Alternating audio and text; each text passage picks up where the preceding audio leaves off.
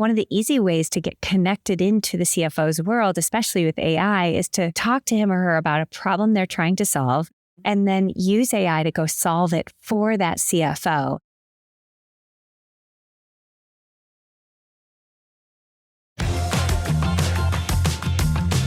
Hi, everyone. My name is Ivy Wright with SalesForce, and I am coming to you live from the Possible Conference in Miami, Florida, and I am joined by Lauri Palmieri. I am leading the architects and solutions teams in tech, media, and telco from SalesForce. Lauri, today you talked about CMOs being the architects for growth. Can you tell me a little bit more about what that means? Yeah. So what's interesting, we spend a lot of time talking to CMOs, and in so many cases, they're actually taking on new titles, chief growth officers. And the reason for that is they tend to work across the enterprise. They're working as much with their product teammates as with their sales teams or their service teams as they're putting potential leads back into the funnel. So more often than not, we're seeing that CMOs are actually driving growth within their companies. And is this something that's net new? What do you think is driving this change? I think the recognition by their executive teams that there's so many more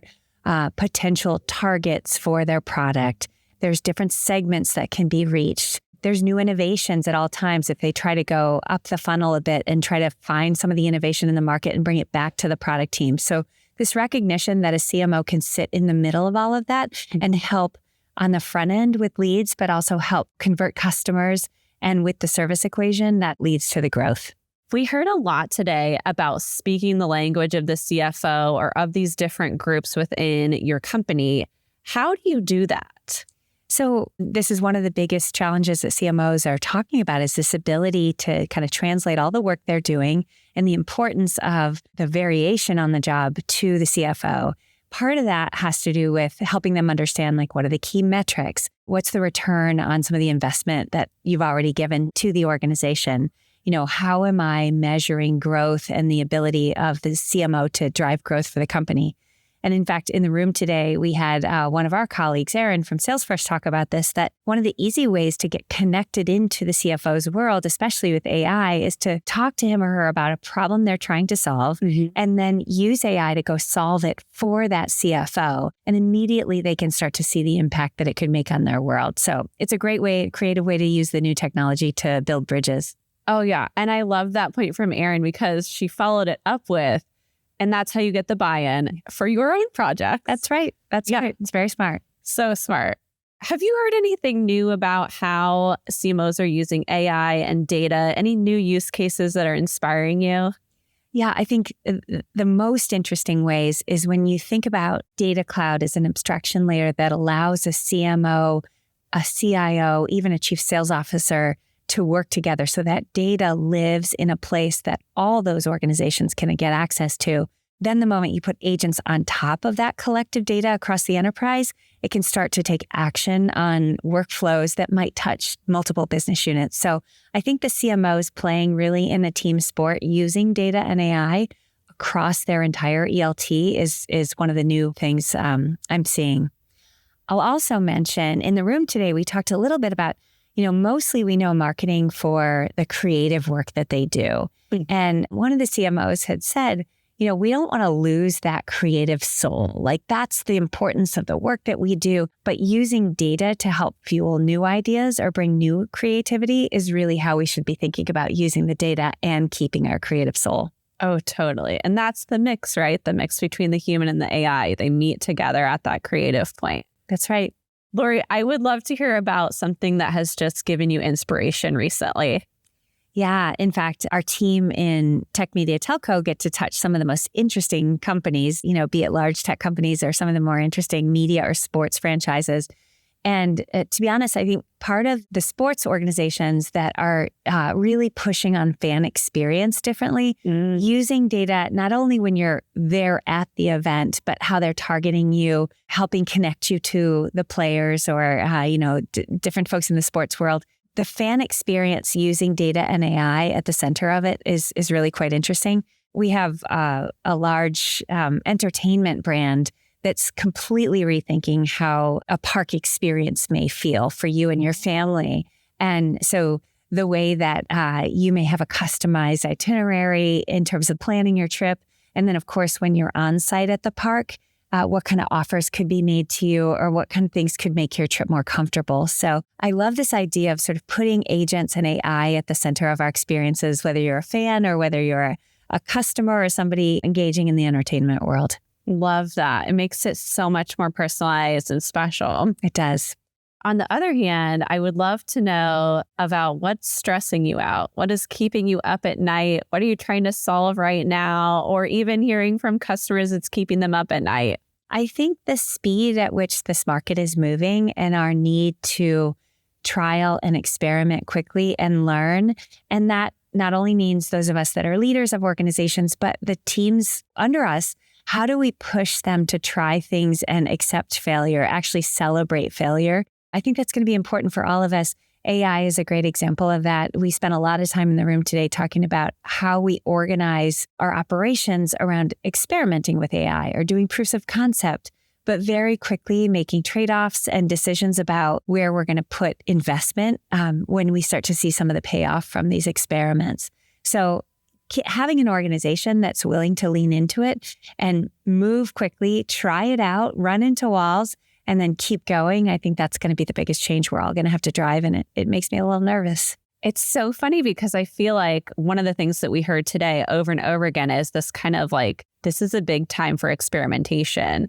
Everyone is testing things out. Are you finding that there's anything that is kind of helping you as you're going through these experiments? Is there a certain training or anything that you're doing for your staff to help them be better equipped to run all of these experiments? Yes. In fact, in SalesForce, we've run hands-on training for every member of our team. It doesn't matter if you're in the legal department or in marketing or in sales.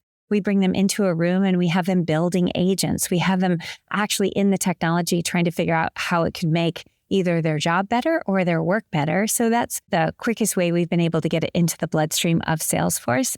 But when I think about clients, we're running a ton of hands-on workshops. Oftentimes it'll be one-on-one, so an entire staff from an IT organization inside a customer, or one-to-many. So 40, 50 clients at a time coming to our hubs and building agents with us, having the architects and the solutions engineers over their shoulder, helping them through anything that they're running into along the way. So it seems to be the way that it's easier to just get in, try it, run into the walls that you have to run into and keep going. Oh yeah, that hands-on training is key. Yes. I know one thing that you and I talked about today was how marketers essentially need to market themselves and their role and how it's changing, what they bring to the table.